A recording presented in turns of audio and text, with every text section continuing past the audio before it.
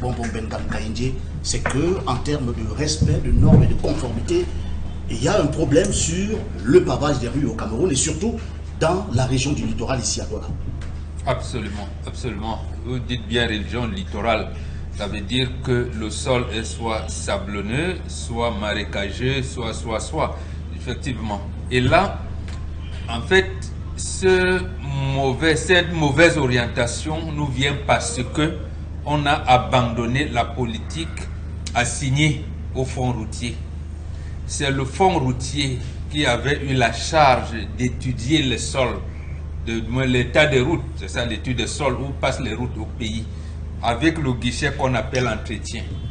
Il lui était recommandé de faire l'entretien courant et périodique du réseau routier prioritaire urbain. On dit bien prioritaire urbain. De faire la protection de la sécurité routière. Parce que dans la sécurité routière, c'est est-ce que il y aura les cassis ici, ça va être comment et tout, comment faire le dosage ici là.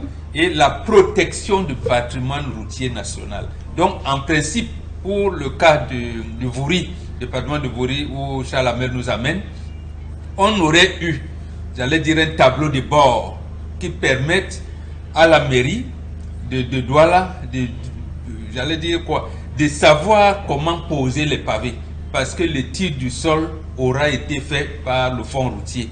Mais lorsqu'on dit que le fonds routier ne peut plus faire ce travail parce que l'argent collecté par le fonds routier dans le péage, les péages routiers qui existent dans le pays, cet argent va dans une caisse à Yaoundé et c'est là-bas où le ministère des Finances définit les priorités. Donc on se détourne des orientations principales du fonds routier qui aurait pu nous donner ce tableau de bord.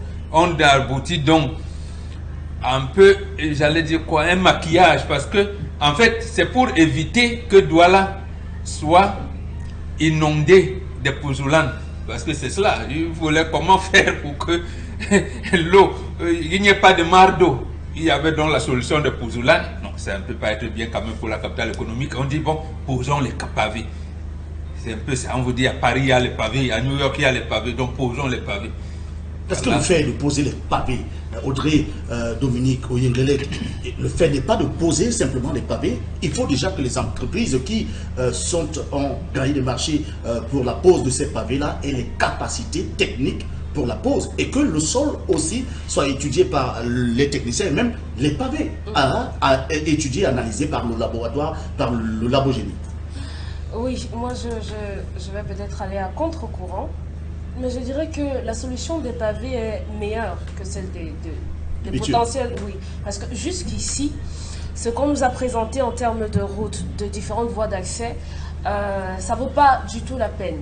Oui, les pavés ont quelque chose de nocif parce que même lorsque vous êtes sur les réseaux sociaux, vous parcourez, vous vous rendez compte que les gens se plaignent des secousses, des douleurs au niveau du postérieur, c'est compliqué à gérer, mais ça a quand même ça que ça dure un peu plus longtemps.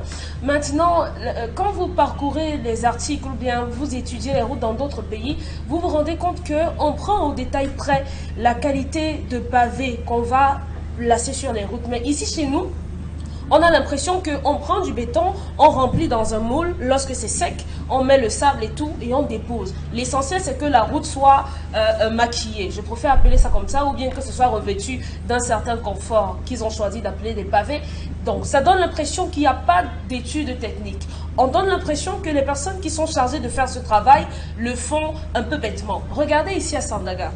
Pendant un moment, on a observé des travaux sur un bout de tronçon. Mais juste après, il n'y a pas eu véritablement de lien entre le reste de goudron et la pose des pavés. Ce qui fait qu'il y a eu un creux qui s'est créé, il y a les eaux qui stagnent, il y a énormément de choses. On se demande, quand une entreprise qui est censée faire des routes, fait des routes sans avoir des voies de conduite d'eau, c'est pour que la viabilité de cette route soit évaluée à combien de temps?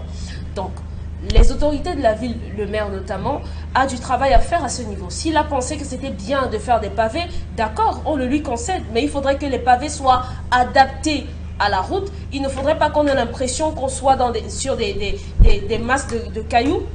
On ne veut pas avoir cette sensation-là. Oui, on veut des routes, mais on veut de très bonnes routes. Et il y va également de votre CV, de comment est-ce que vous resterez dans les mémoires des Doualais. Qu'est-ce qu'on va retenir de M. Mbassadine? c'est qu'il a été incapable de faire de bonnes routes, c'est qu'il a rempli la ville de béton, c'est qu'il n'y a pas d'espace vert dans la ville, c'est que les quartiers résidentiels ont été transformés en tout et n'importe quoi. Pourtant, vous pourriez entrer du bon côté de l'histoire en faisant les choses comme il se doit. Mais il faut dire que ce n'est pas avec Bassatine que le projet de construction de routes en pavé arrive à Douala. Hein. Oui, peut-être, mais sauf qu'aujourd'hui, c'est lui qu'on connaît.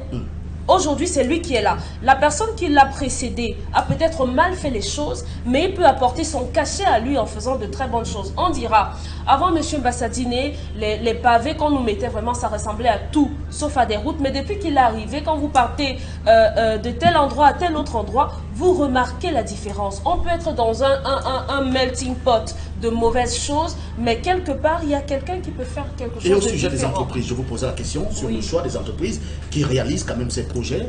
On le sait, le constat est implacable avec ce que vient le chemin que vient de dresser Charles-Amel Mbachou et aussi ce que vous connaissez des routes de Douala. Qu'est-ce qu'il en est de ces entreprises? Elles viennent d'où? Elles gagnent les marchés comment, ces entreprises qui construisent ces routes qui ne durent pas? Savoir comment elles gagnent, vraiment, il faudrait que je sois peut-être la petite de quelqu'un qui a un marché là-bas pour savoir. Mais ce qu'on sait, c'est que ça ne doit pas être fait dans les normes. Parce que les personnes qui réalisent ces travaux, on a l'impression qu'il y a un manque d'expérience. Et pour donner ce genre de responsabilité, ce genre de charge à des entreprises, il faudrait que les entreprises aient fait leurs preuves. Mais sauf que le rendu final démontre le contraire. Conséquence, on est obligé de déduire que ce sont soit des amis, soit des connaissances, soit des petites, soit les personnes même, les personnes elles-mêmes qui gagnent les marchés. Alors,